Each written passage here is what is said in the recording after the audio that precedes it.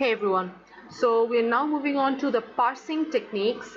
So we'll start with LL1 predictive parsing technique. Now, what does LL1 stand for? The first L stands for the left to right scanning, that it scans the input symbol from left to right, and the second L stands for leftmost derivation. Whatever derivation is happening, it's all done in leftmost derivation, not rightmost.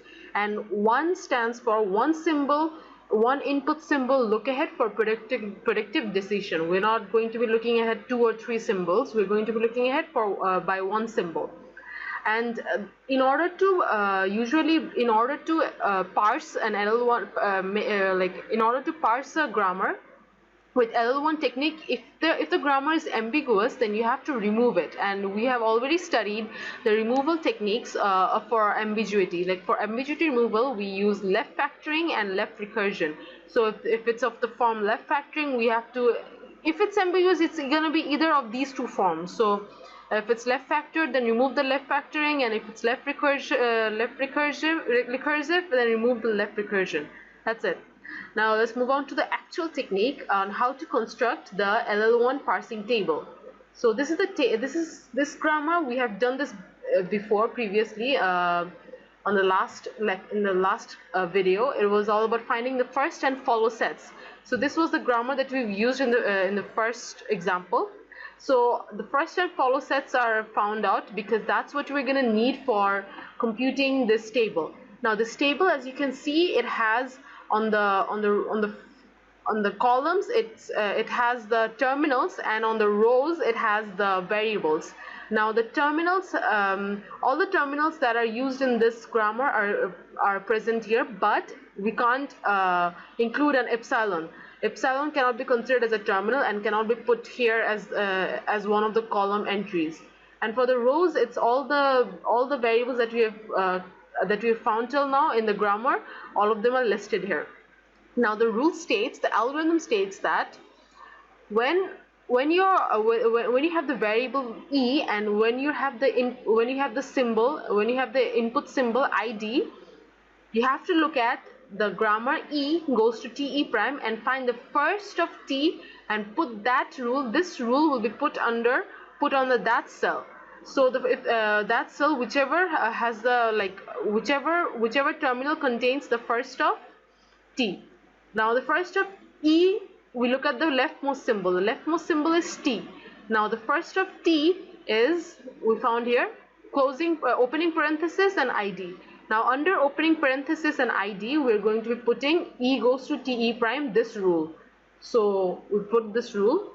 Let's select the color, right? So when we get the variable e, we look at the leftmost symbol t, leftmost variable or terminal, whatever it is. If it's a variable, then we find the first of that variable and put under those terminals that we get, under those first sets that we get, we put that rule. So the first of t is opening parenthesis and id. So we put the rule here. E goes to te prime, id and opening parenthesis. E goes to te prime. Next, e prime. On e prime, what is the first of leftmost symbol? Plus. Plus is the leftmost symbol. So under plus, we put this rule. So e prime goes to plus te prime. Now we are encountering an epsilon. Now what do we do when we have an epsilon rule?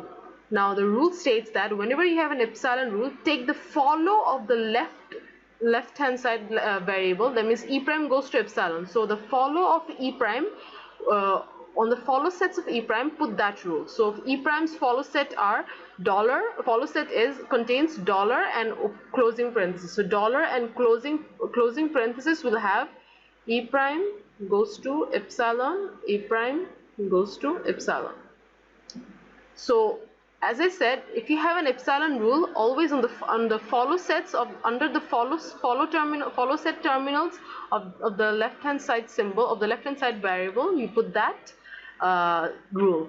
So again, for clarity, let's look at this one. T prime goes to epsilon. So when T prime goes to epsilon, we find the follow sets of T prime follow set of t prime is plus dollar and closing parenthesis. So we put t prime goes to epsilon under these terminals. So we get this. On the follow set of t prime plus dollar and closing parenthesis, we put the rule t prime goes to epsilon, t prime goes to epsilon, and t prime goes to epsilon. Now moving on, we were on the third grammar, so let's do the same thing. So the first of t is the first of the leftmost symbol. The first of the leftmost symbol is f. What is the first of f? The first of f is opening parenthesis and id. So under opening parenthesis and id, we put the rule t goes to f t prime, id and opening parenthesis. So t goes to f t prime. Now t prime goes to star f t prime. The first of the leftmost symbol of this rule is star. So under star we put t prime. Under star we put t prime goes to f t prime.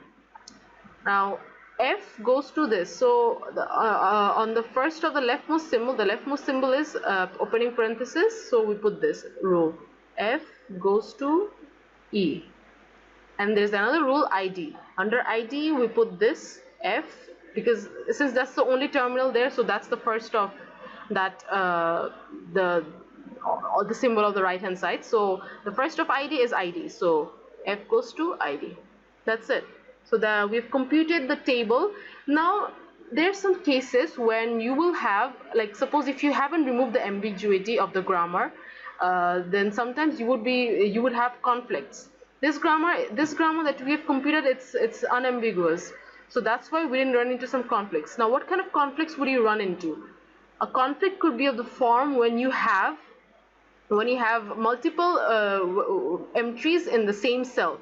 If you have multiple entries in the same cell, then you have a conflict, and that grammar is not LL1 grammar. That means your conclusion, you can't continue the table. You don't need to continue the table. You could just say that the grammar is not LL1, because when you're parsing an input symbol, that time you would be confused which rule to choose. If you have multiple rules in the same cell, more than one rule in one cell, then you would be confused which rule to choose. That's why we say that if we have multiple rules, like these are all rules, right? These are all rules, context-free grammar rules.